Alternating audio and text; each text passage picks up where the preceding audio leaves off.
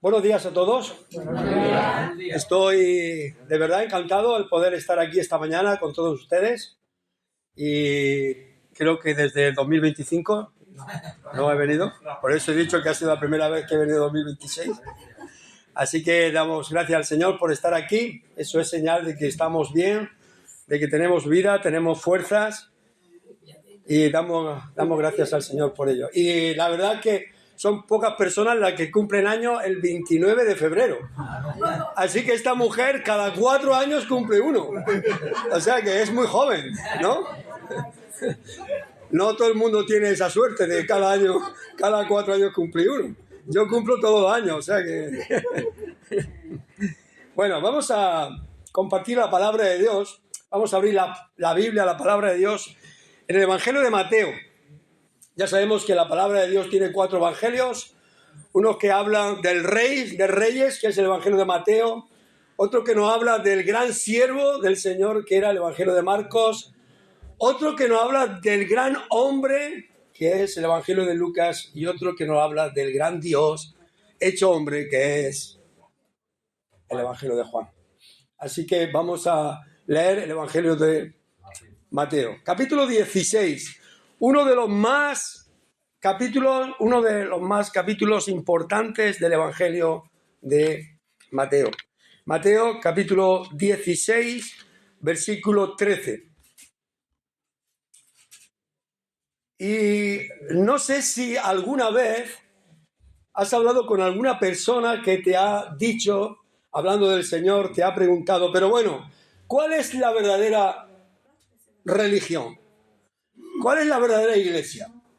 Porque hay tantas iglesias hoy en día, hay tantas religiones que tú me hablas de algo, me hablas del Señor, me hablas de la Biblia, pero casi todo el mundo habla de esto. Bueno, casi todo el mundo cristiano.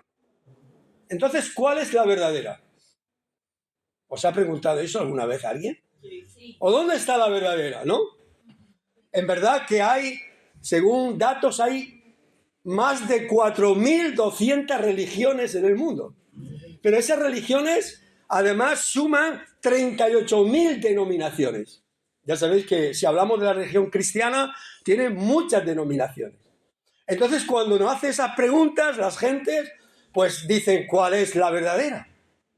Además, aún nosotros nos podemos preguntar en esta mañana, ¿estoy yo en la religión verdadera? Si es que podamos decir que es una religión. ¿Estoy yo en la iglesia verdadera? ¿Por qué vengo yo a la iglesia? ¿Hemos preguntado eso alguna vez? ¿Por qué vengo a la iglesia? Cuando nosotros nos hacen esa pregunta o la hacemos nosotros, tenemos que ir para contestarla al libro más antiguo que hay en este mundo. ¿Cuál es el libro más antiguo? La Biblia. La Biblia. Al libro más leído que hay en este mundo, más vendido, más perseguido, más traducido, más de 3.000 idiomas se ha traducido la Biblia. Cuando nosotros abrimos la Biblia, según por qué libro la abramos, ¿no? Pero la Biblia es la palabra de Dios donde Dios habla. Cuando tú abres tu Biblia, tú tienes que decir, habla Señor, porque yo quiero escuchar. El libro de Hebreos, capítulo 1, versículo 1, dice así, Dios, habiendo hablado muchas veces y de muchas maneras a los padres a través de los profetas, en estos postreros tiempos nos ha hablado a través de Cristo, a través de su Hijo. O sea, cuando nosotros abrimos la Biblia, Dios está hablando. Entonces, ¿cuál es la iglesia verdadera? ¿Cuál es la religión verdadera? La Biblia. Vamos a ver la Biblia, ¿cuál es? La Biblia nos va a decir cuál es. Porque todo el mundo, o la gran mayoría de gente, utiliza la palabra de Dios. Mateo capítulo 16, versículo 13. Dice así la palabra de Dios. Viniendo Jesús a la región de Cesarea de Filipo, preguntó a sus discípulos diciendo, ¿quién dicen los hombres que es el Hijo del Hombre? Ellos dijeron, unos dicen que tú eres Juan, otros dicen que eres Elías, otros Jeremías o alguno de los profetas. El Señor le dijo a sus discípulos, ¿y vosotros quién decís que soy yo? Respondiendo Simón, Pedro le dijo: tú eres el Cristo, el Hijo del Dios viviente. Entonces respondió Jesús: bienaventurado eres, Simón, hijo de Jonás, porque no te lo reveló carne ni sangre. O sea, no ha sido tu inteligencia, no ha sido tus estudios, sino que te lo ha revelado mi Padre que está en los cielos. Y dice la palabra de Dios: y yo también te digo que tú eres Pedro, piedra que no se mueve. Y sobre esta roca, una roca, piedra que se mueve. Y sobre esta roca que no se mueve, yo edificaré mi iglesia. Y las puertas del Hades no prevalecerán contra ella.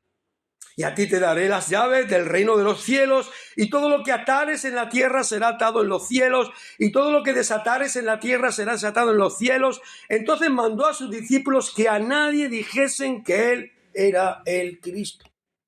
Y sigue diciendo la palabra de Dios, versículo 21. Desde entonces comenzó Jesús a declarar a sus discípulos que le era necesario ir a Jerusalén y padecer mucho de los ancianos y de los principales sacerdotes y los escribas, y ser muerto y resucitar al tercer día. Señor, te adoramos, te bendecimos por tu palabra. Te damos gracias, Señor, porque tú has querido revelarte, Señor, no solamente por la creación, sino también por tu palabra. Y queremos, Señor, esta mañana que tú nos ayudes a entenderla, a comprenderla, que tú nos ayudes a edificarnos en ella.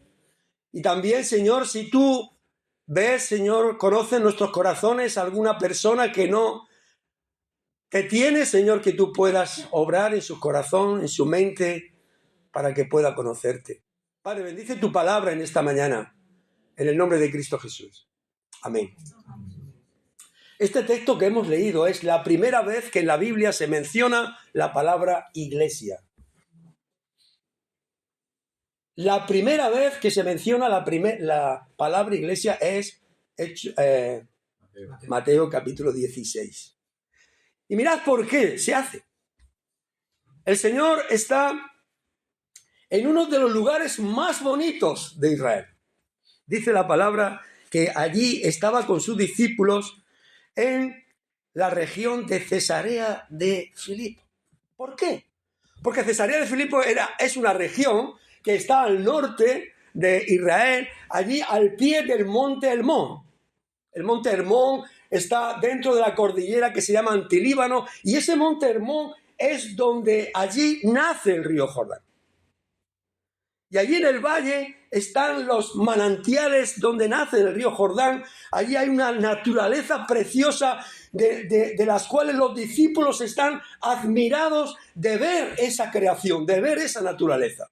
El río, el manantial, las cascadas, todo lo que nos enseña la naturaleza, que a veces cuando nosotros lo vemos nos quedamos admirados.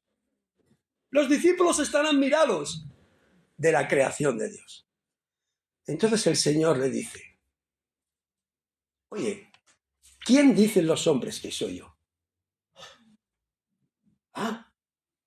¿Quién dicen los hombres que eres? Pues, mira,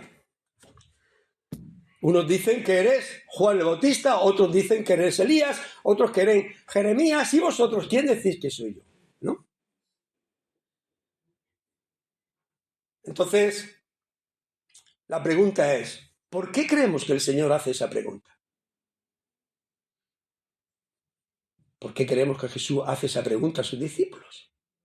Pues mira, el Señor hace esa pregunta porque el Señor hasta aquí, Él había hecho muchos milagros. Por ejemplo, si leemos un poquito anterior, vemos que Él había dado de comer con unos pocos peces y con unos pocos panes a 4.000 personas. En otro evangelio hizo un milagro de 5.000 personas, pero aquí es de 4. Esto era un milagro impresionante. Nadie podía hacer esos milagros.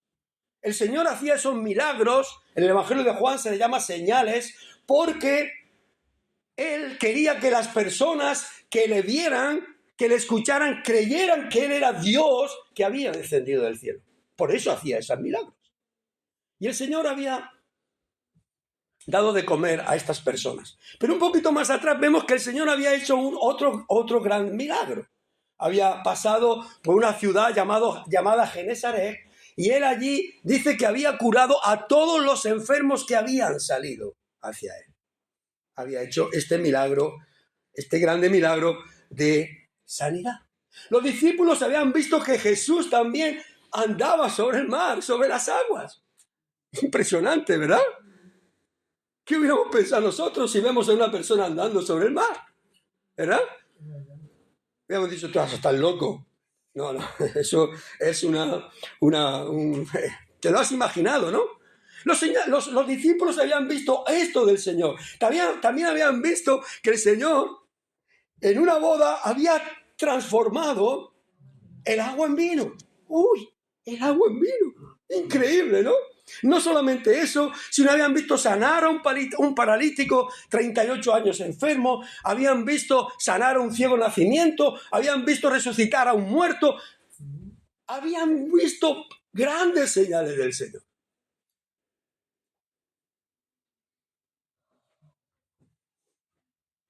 Ahora, ¿qué pasaba en aquel tiempo en Galilea, en Jerusalén?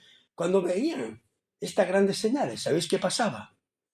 Toda la gente del pueblo hablaba de Jesús, hablaba de estas señales. Imaginaos que mañana se presenta una persona en el hospital de Morales Meseguer, que está aquí al lado, y llega allí y sana a todas las personas. ¡Uy, gloria a Dios!, ¿no? ¿Qué pasaría?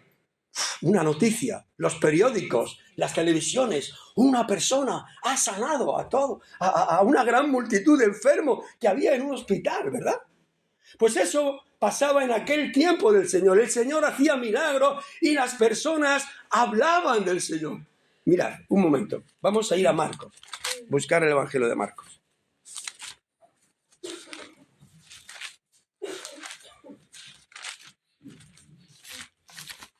Marcos, capítulo 1. Mirad lo que dice el versículo 27, 28. El Señor había sanado a un hombre que tenía un espíritu inmundo. Dice así, capítulo 1 de Marcos, versículo 27. Y todos se asombraron de tal manera que discutían entre sí diciendo, ¿qué es esto? ¿Qué nueva doctrina es esta? Que con autoridad manda aún los espíritus inmundos y le obedecen. Y muy pronto se difundió su fama por toda la provincia alrededor de Galilea. ¿De quién se difundió la fama? De Jesús. Mirad lo que dice el versículo 32. Muchos sanados a ponerse el sol. Cuando llegó la noche, luego que el sol se puso, le trajeron todos los que tenían enfermedades y a los endemoniados, y toda la ciudad se agolpó a la puerta. Y sanó a muchos que estaban enfermos de diversas enfermedades, y echó fuera muchos demonios, y no dejaba hablar a los demonios porque le conocían. Mirad lo que dice el versículo 37.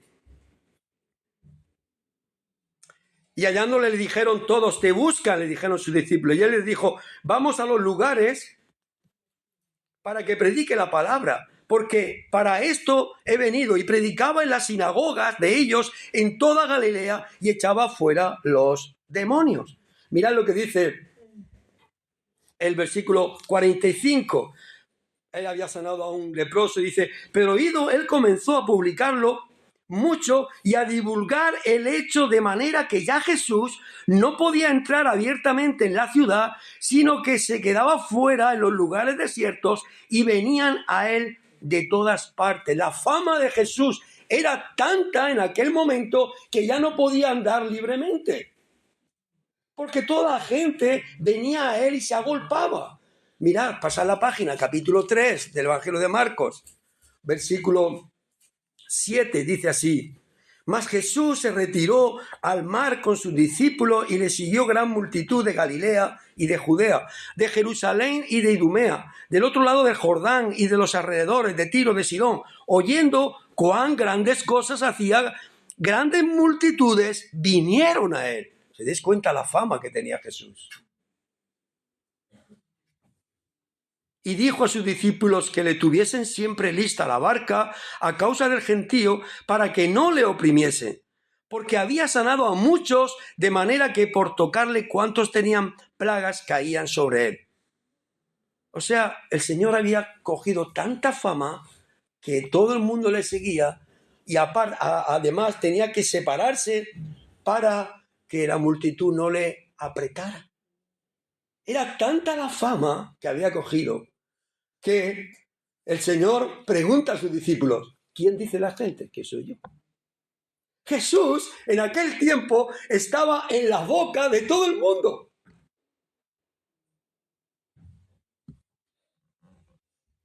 Era el que más seguidores tenía de aquella época. Era el influencer, se llama eso, influencer, más grande que había. Solamente había una red social. Había redes sociales en los tiempos de Jesús. ¿Sabéis cuál era? ¿Las cartas? La lengua. Esa era la red social. Era impresionante. Todo el mundo hablaba de Jesús. Oye, ¿sabes lo que ha hecho Jesús? Diría una vecina a otra. ¿Qué? Pues mira, yo conocí a un hijo que había fallecido, era un hijo único de la viuda de Naín, se llamaba, y el Señor la ha sanado, sí, y se iba corriendo todo esto por todas partes. Por eso el Señor le pregunta a sus discípulos, ¿quién dicen las gentes que es el Hijo del Hombre? Y el Señor y los discípulos contestan, unos dicen que es Juan el Bautista que ha resucitado. ¿Por qué? Porque en la casa de Herodes, el que mandaba, decían, uy, cuando oían los milagros, Juan el Bautista que ha resucitado porque Herodes mandó a cortarle la cabeza. Otros decían que era Elías, porque en el último profeta del Antiguo Testamento, Malaquías dice que Elías aparecería. Por eso la gente creía que era Elías. Otros decían que era Jeremías, porque había una leyenda que decía que Jeremías vendría antes de establecerse su reino para traer el arca del testimonio que había escondido en cierta ocasión. Esto es libro de Macabeos, libro apócrifo. Por eso la gente creía que era esta persona. Entonces el Señor le pregunta, ¿y vosotros quién decís? Tú eres el Cristo, el Hijo de Dios. Dios que ha tenido misericordia de los hombres y ha enviado a su Hijo Jesucristo desde el cielo para venir a esta tierra. Eres el Hijo de Dios. Y el Señor le dice, bienaventurado eres Pedro, porque esto no te lo ha revelado tus estudios, no te lo ha revelado tu inteligencia, no te lo ha revelado nadie sino Dios, mi Padre que está en los cielos. Y dice, y sobre esta revelación, no sobre la persona, sobre Pedro, sino esta revelación yo voy a edificar mi iglesia. ¿Cuál es la iglesia verdadera en la Biblia? La que está edificando el Señor, la que edifica el Señor, la que sobre la promesa que hizo Pedro, la declaración que hizo Pedro, el Señor está edificando su iglesia. La roca perfecta es Cristo, dice Deuteronomio capítulo 6. La roca que le seguía era Cristo, dice 1 Corintios capítulo 10. Cristo es la roca. Y sobre esta roca voy a edificar mi iglesia. Podemos hacer un estudio ahora de la roca de Pedro, de esto. No vamos a hacer esto. Vamos a ver que el fundamento de la iglesia verdadera es Cristo. Porque Cristo fue el que dijo, yo voy a edificar mi iglesia. Ahora, mirad cómo sigue el texto que hemos leído. Porque la iglesia, para ser edificada, tuvo que pasar algo. ¿Qué tuvo que pasar? Mirad lo que dice Mateo, que hemos leído, versículo 16, 21, que dice allí la palabra de Dios. Desde entonces comenzó Jesús a declarar a sus discípulos que era necesario ir a Jerusalén, padecer mucho de los ancianos y de los principales sacerdotes y de los escribas y ser muerto al tercer día. ¿Cuándo empezó Jesús a anunciar su muerte? ¿Su sufrimiento?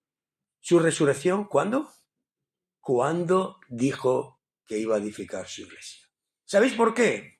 Porque para edificar la iglesia verdadera, la iglesia de Cristo, hacía falta que Cristo sufriera, muriera y resucitara.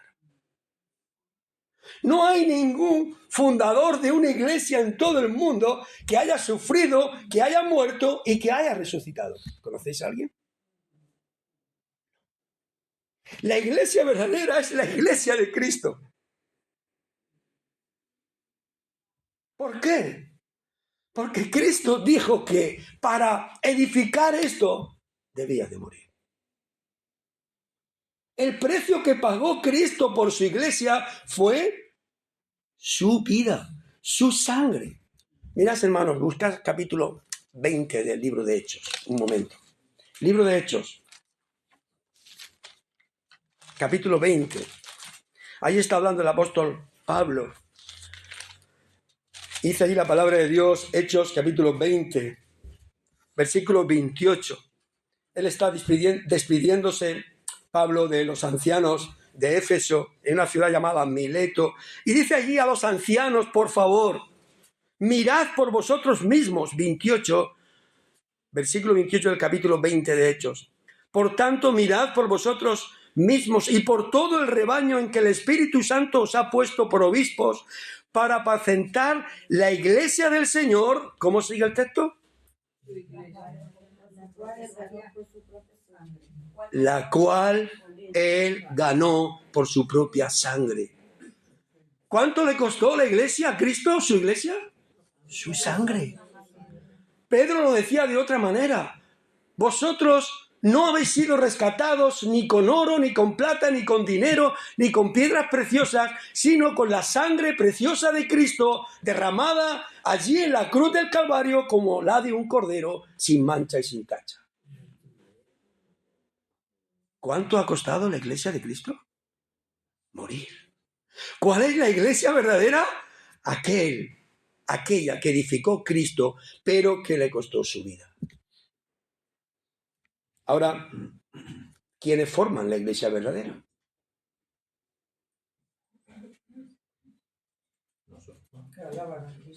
¿Quiénes forman la iglesia verdadera? Pues todo el mundo puede decir nosotros. La iglesia verdadera es una iglesia universal. La iglesia verdadera es la iglesia de Cristo. Son todas aquellas personas que escuchan el Evangelio de Dios. Que escuchan el Evangelio y cuando oyen el Evangelio dicen, esta es la verdad. Creen en Cristo y se arrepienten de sus pecados. Esta es la iglesia verdadera. Y el Señor le añade a su iglesia.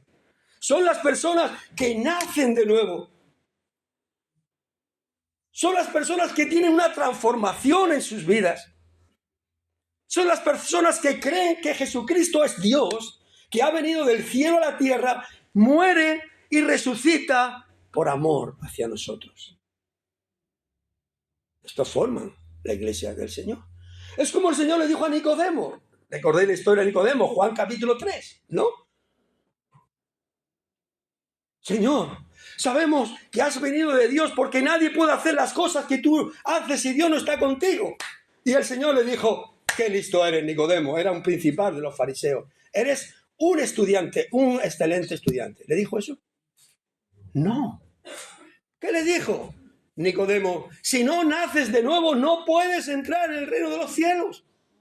Y Nicodemo le dijo, Señor, ¿cómo puede ser eso si yo ya soy mayor? ¿Cómo voy a entrar otra vez en el vientre de mi madre y voy a nacer? No.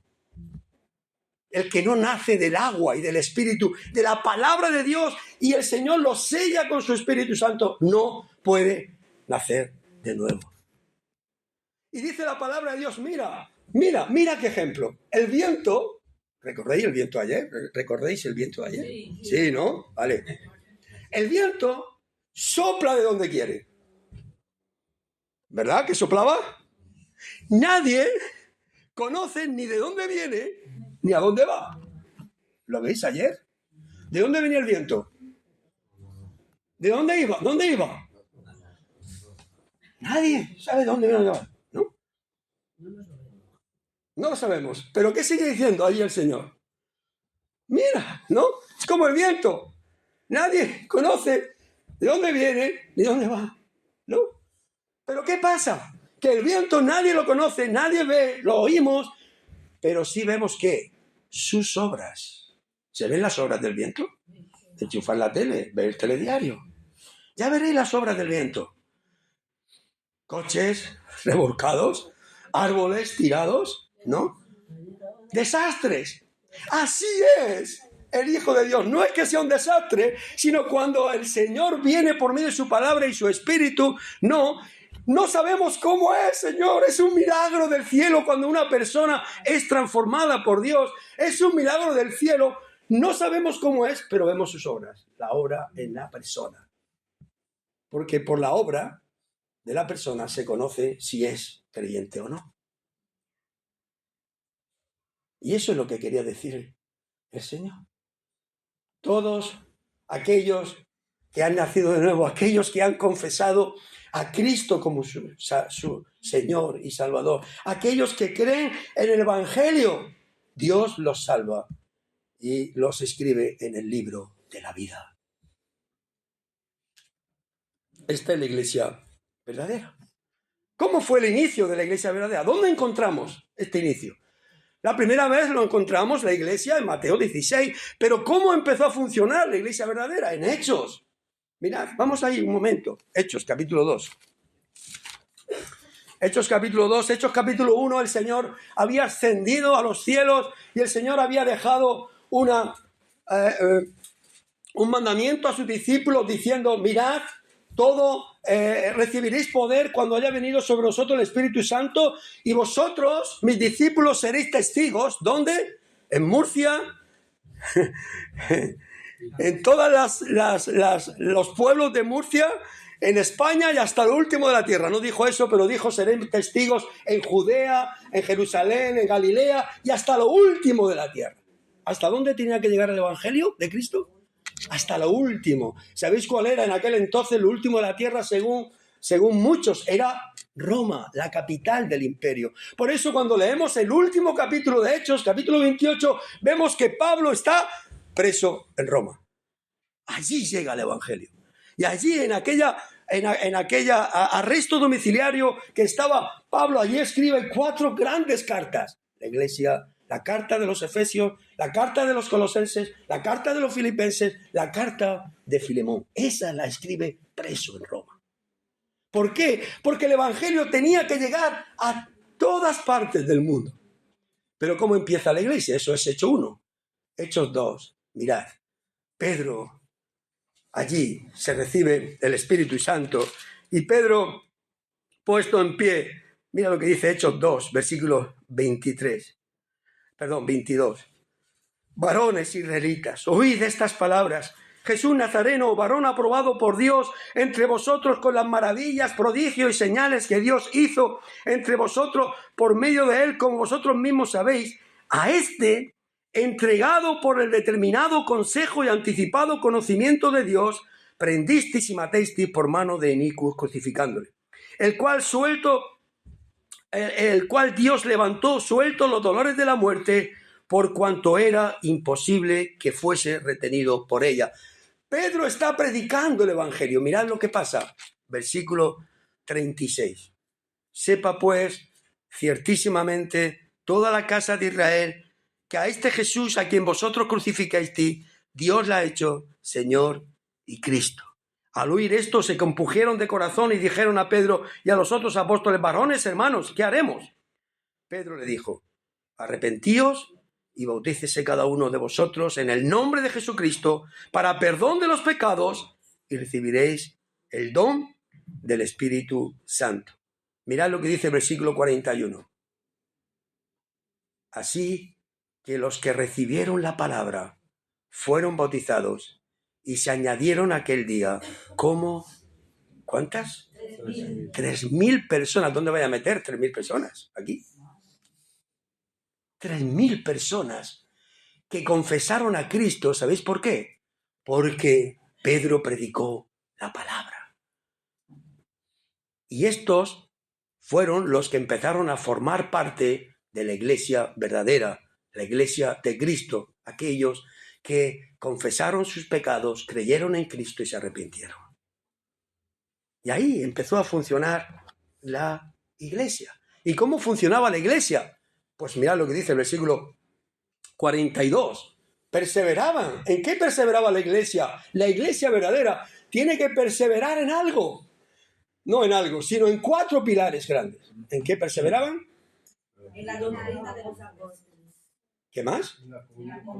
La comunión los unos con los otros. ¿Qué más? El partimiento del pan. ¿Qué más? Las oraciones. 4 pilares de la iglesia. La iglesia verdadera tiene que perseverar en esto. Este es la iglesia verdadera.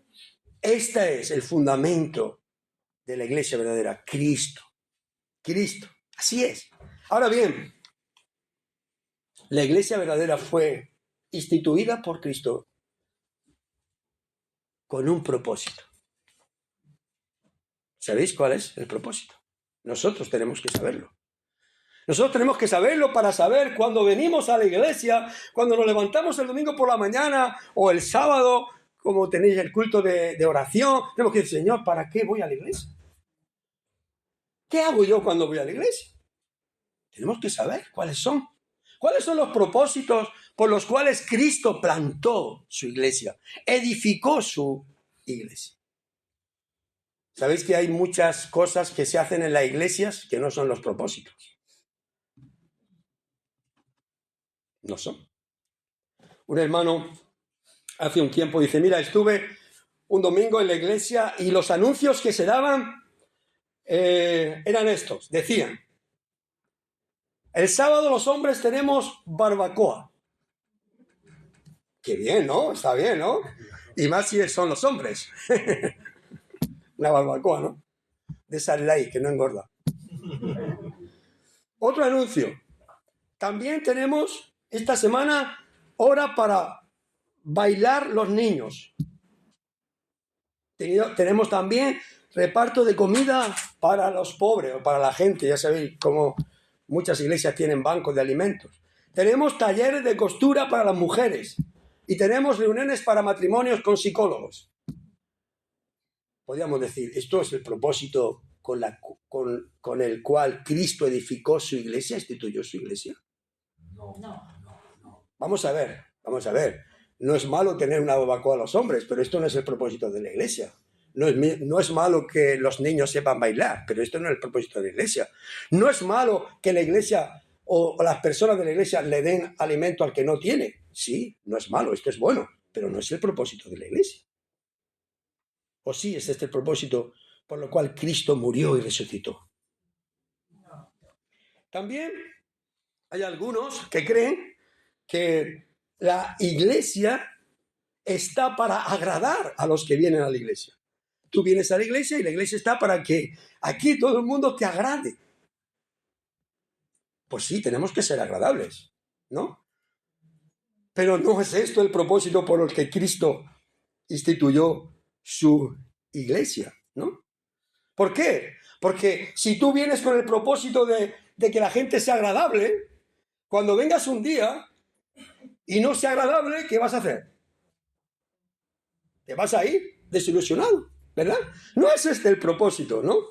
Tampoco es el propósito que uno tenga una iglesia para ir a exhibirse.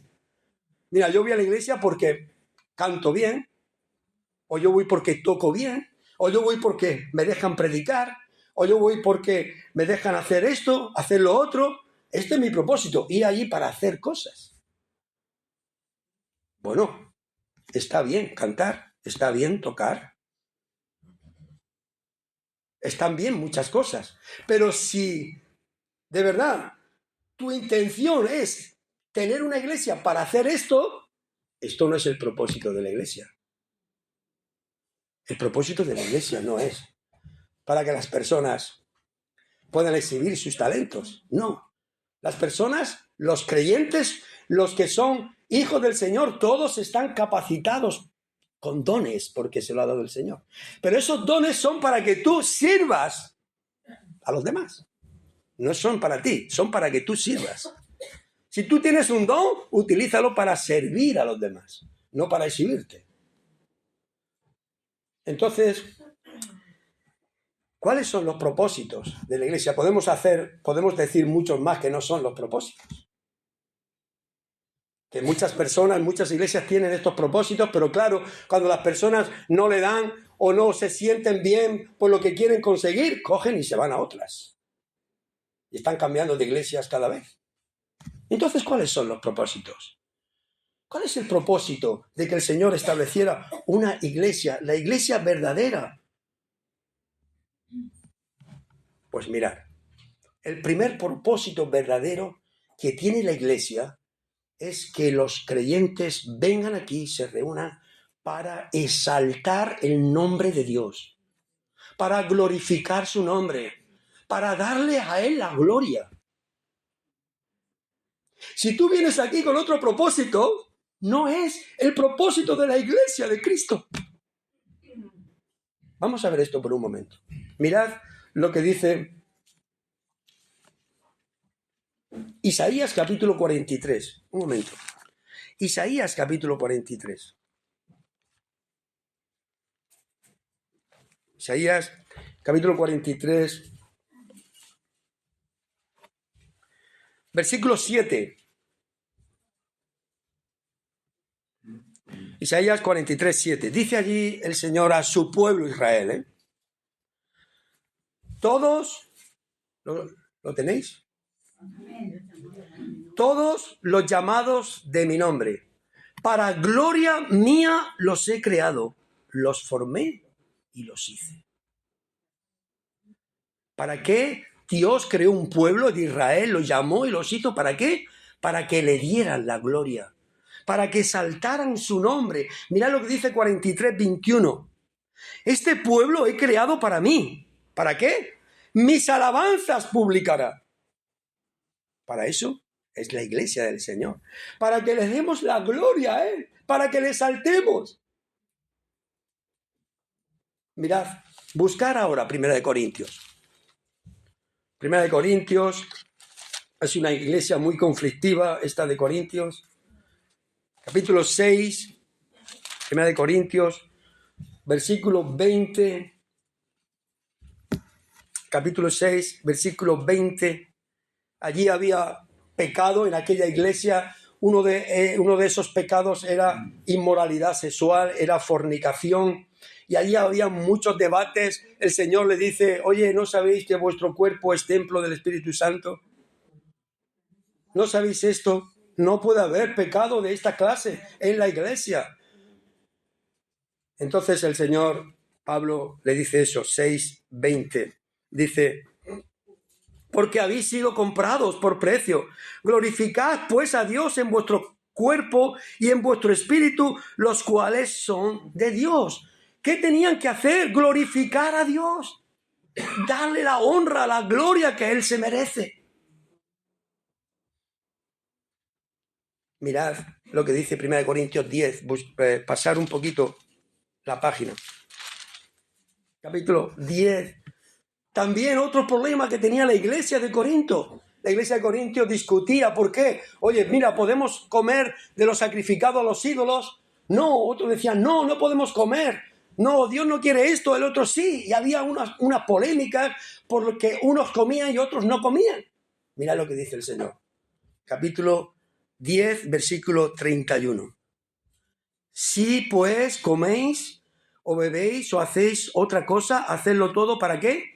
Para la gloria de Dios. Muy bien, vamos a aprender este versículo esta mañana.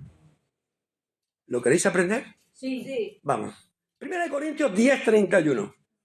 10:31. Si pues, vamos a leerlo juntos, con las comas, ¿vale? Si lo tienes en tu Biblia, léelo.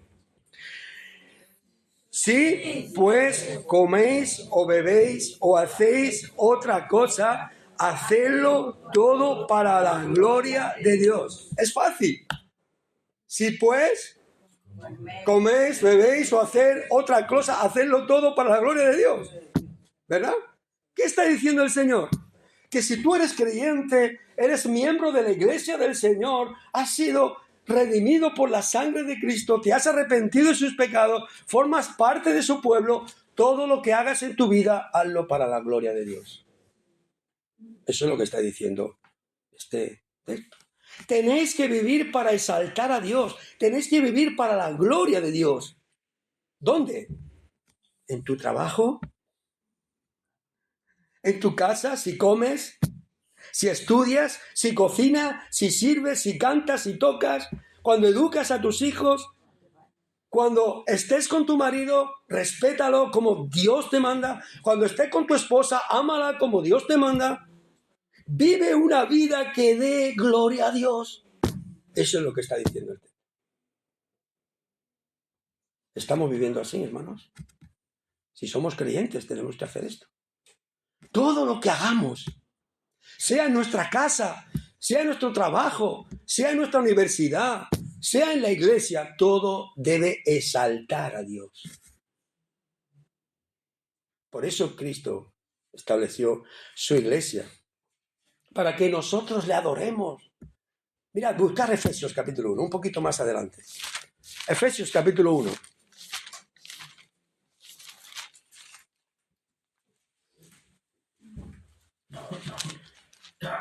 Efesios capítulo 1. Hay 3 veces que se repite la misma palabra. 1, versículo 6. El Señor está hablando, Pablo está hablando de las grandes bendiciones que los creyentes hemos recibido en Cristo. Dice la palabra de Dios que Él nos ha bendecido, nos ha escogido, nos ha sellado, nos ha predestinado, nos ha adoptado. Y dice que, mirad el versículo 6, todo ha sido ¿para qué? Para alabanza de la gloria de su gracia. Versículo 12, a fin de que seamos para alabanza de su gloria. Versículo 14, que es las arras de nuestra herencia hasta la redención de la posesión adquirida, ¿para qué?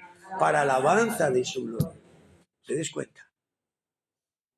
Está en una iglesia, la iglesia de Éfeso, para alabanza de su gloria. Por tanto, hermanos, la iglesia verdadera, su fundamento es Cristo, pero el Señor la ha establecido para que nosotros podamos exaltar. Cuando cantamos, cantemos para la gloria de Dios. A veces cantamos mucho para nosotros. Cantamos mucho de lo que Dios ha hecho por nosotros, pero poco de lo que Él es. Él es soberano, Él es santo, Él es justo, es misericordioso, es creador, es amor. Todo lo que es Cristo. Nuestras oraciones tienen que exaltar a Dios. Nuestras predicaciones tienen que exaltar a Dios. Mirad, un predicador del siglo XX, Aidan Wilson Tozer, dijo así: la religión moderna se enfoca en llenar a la iglesia de gente. El verdadero evangelio se enfoca en llenar a la gente de Dios.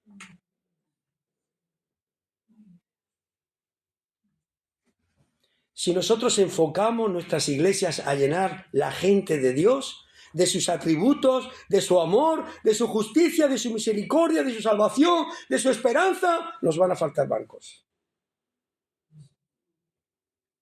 ¿Sabéis por qué? Porque es Dios el que añade a la iglesia a aquellos que han de ser salvos. Eso dice Hechos capítulo 2. Pero hay un segundo propósito de la iglesia. No solamente vengo a la iglesia para exaltar a Dios, sino la iglesia está también para edificarnos unos a otros, para edificar a los creyentes. La iglesia es el lugar donde los creyentes crecen en su vida espiritual. Hay un llamado en la Biblia a los creyentes y el Señor le dice: creced. ¿Dónde? Creced en la gracia y en el conocimiento del Señor Jesucristo. Nosotros debemos de crecer como un niño cuando nace. ¿Qué hace un niño cuando nace su madre cada semana? ¿Qué hace? Alimentarle cada semana, pero hace una cosa más. Va creciendo, pero hace una cosa más para ver si crece. Tomarle leche. Tomarle leche también. Lo lleva a la farmacia, lo pesa y dice: nació con 2 kilos. Ahora, bueno, 2 kilos son pocos. 3 kilos. Ahora pesa 4. Ha hecho, esta semana 1 kilo no. Ha hecho 200 gramos. Ha hecho 300. Ha engordado. Si no engorda, si no crece, ¿qué hace su madre? La lleva al médico. ¿Por qué? Hay un problema si no crece. Nosotros tenemos que crecer. Crecer, hermanos, hermanas, en la gracia y en el conocimiento de nuestro Señor Jesucristo. La iglesia está establecido para aquellos que han sido salvos, que crezcan en la palabra de Dios. Así dice Hechos capítulo 20, versículo 32. Ahora, hermanos, dice Pablo, os encomiendo a Dios y a la palabra de su gracia, que tiene poder para sobreedificarnos. También tenemos 1 Corintios 14, 26. No vamos a ir a ellos. Pero la edificación de los creyentes solamente puede venir por una cosa. ¿Sabéis qué es? ¿Cómo se edifica un creyente? Muy bien, la palabra. Muy bien, por la palabra. Por la palabra. No hay otra cosa que un creyente pueda ser edificado si no es por la Biblia, la palabra de Dios. Segunda Timoteo capítulo 3, versículo 16 y 17, dice que toda la escritura es inspirada por Dios y es útil para instruirnos, para enseñarnos, para redarguirnos. Me falta otro. Enseñarnos, redarguirnos, instruirnos y corregirnos, a fin de que el hombre, la mujer de Dios sea enteramente preparado para toda buena obra. ¿Se des cuenta? Es la palabra de Dios la que nos puede edificar. La iglesia, el Señor la edificó para que exaltásemos su nombre, para que nos edificásemos unos a otros. Mirad, hay una cosa que el Señor Jesucristo hizo cuando llamó a sus discípulos. ¿Sabéis lo que hizo? El Señor Jesucristo llama a sus discípulos al principio de su ministerio y sus discípulos van a un seminario. ¿Cómo se llamaba el seminario? Si no habían. Pero los mandó a que dejasen todo y que estuvieran con él.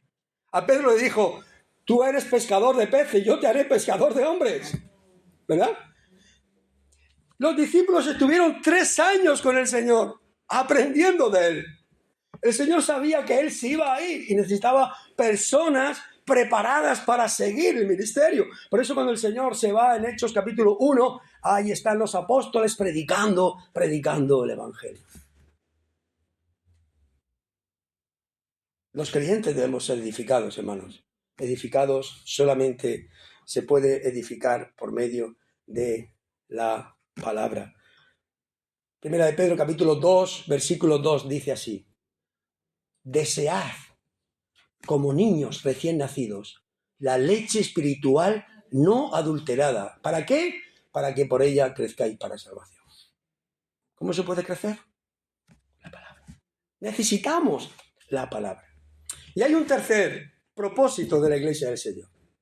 Su fundamento es Cristo. Su primera vez que se nombra la palabra iglesia, Mateo capítulo 16. Los propósitos son que yo venga a la iglesia, una iglesia que exalte a Dios, que adore a Dios, que tenga a Dios por encima de todo, que edifique a los creyentes. Y el otro propósito es que evangelice a los perdidos. La iglesia está aquí para evangelizar a los perdidos.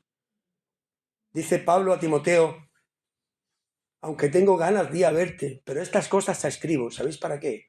Para que sepas cómo conducirte en la casa de Dios, que es columna y baluarte de la verdad. ¿Qué es la iglesia de Dios? Columna y baluarte de la verdad. Las gentes no ven a Cristo, te miran a ti. Si tú dices que eres creyente, miran tu ejemplo, tu testimonio. Miran tu casa, miran tu matrimonio, miran cómo andan, miran tus hijos. Ah, ¿tú eres creyente? Sí. ¿Es así, hermanos? Es así. Por eso es importante el testimonio. Y el propósito de la iglesia es evangelizar, pero evangelizar también con nuestro testimonio. ¿Verdad? Actualmente estoy haciendo un discípulo con algunas personas nuevas. Este discipulado se llama un cambio verdadero. Las personas necesitan un cambio. Necesitamos un cambio. ¿Por qué? Porque Dios nos dice que el hombre está perdido en sus delitos y pecados, está muerto. Necesitamos un cambio, porque como dice Romanos 1, el hombre ha cambiado la verdad de Dios por la mentira. Hoy en día, hermanos, la verdad no existe, todo es subjetivo. El hombre utiliza mucho la verdad, la mentira. Ha cambiado la verdad de Dios por la mentira. ¿Nos damos cuenta? Por eso el hombre necesita un cambio. ¿Qué cambio necesitamos? Necesitamos nacer de nuevo, como el Señor le dijo a Nicodemo. ¿Cómo puede suceder este cambio? Solamente puede suceder por la palabra de Dios.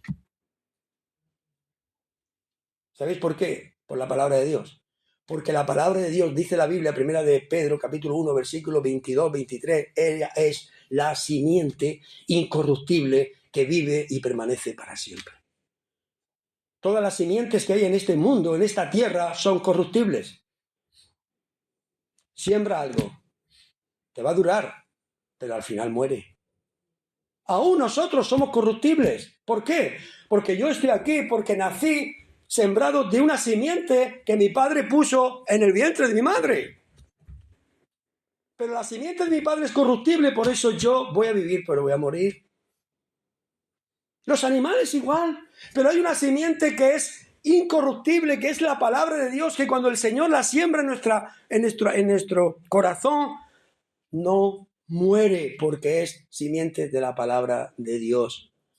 Por eso dice la palabra de Dios que vive y permanece para siempre. Esa es la palabra de Dios. Y esa es la simiente que nosotros debemos de enseñar, debemos de evangelizar, debemos de hablar.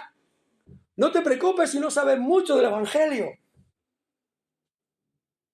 Piensa en el versículo que has aprendido hoy. ¿Lo has aprendido ya? Sí. 1 Corintios 10:31. ¿Qué dice? Sí, pues, coméis o bebéis o hacéis otras cosas, hazlo para la gloria de Dios. Amén, hermano.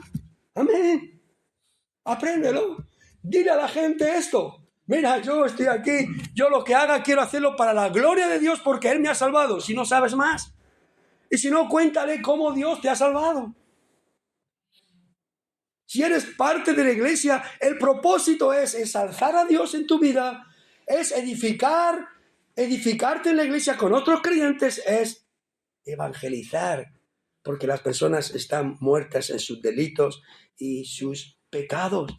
Esta era la misión de la iglesia. Si nosotros leemos 1 de Pedro capítulo 2, versículo 9, dice, vosotros sois, dice Pedro allí, algo precioso. ¿Sabes lo que eres tú? ¿Sabes lo que dice allí Pedro? Vosotros sois linaje escogido. Sois nación santa. Sois real sacerdocio. Sois pueblo por Dios. ¿Y cómo sigue el texto? ¿Para qué? ¿Para qué somos esto? Para que anunciéis las virtudes de aquel que nos llamó de las tinieblas a su luz admirable. Vosotros que en otro tiempo no eres pueblo, ahora sois pueblo. Vosotros que en otro tiempo no habíais alcanzado misericordia, ahora habéis alcanzado misericordia. ¿Para qué Cristo te ha salvado? Para que anuncies. ¿Qué? Las virtudes. No las tuyas, sino las que Cristo. Por eso Pablo nos dijo que nosotros somos embajadores de Cristo. Que decimos a la gente, reconcíliate con Dios. ¿Qué hace un embajador? Un embajador no vive en su país. ¿Dónde vive? Fuera de su país. ¿Verdad? Y los que soy fuera, que soy de otros países, dirán, yo estoy fuera de mi país. Bueno, pues ejerce tu embajada. Vive fuera de su país. Y ese embajador que vive fuera de su país, ¿qué hace? Representar a su país. ¿Verdad? Y los que van de allí de su país dicen, mira, las leyes de nuestro país son estas. ¿Qué país tenemos que representar nosotros? Cristo, el cielo, porque nuestra ciudadanía no es esta, sino está ¿dónde? En el cielo. Por eso Cristo, antes de irse, dijo esto, estoy terminando, hermanos, a sus discípulos. Id, haced discípulos a todas las naciones, bautizándolos en el nombre del Padre, del Hijo y del Espíritu Santo, ¿Y qué más? Enseñándoles que guarden todas las cosas que yo os he enseñado.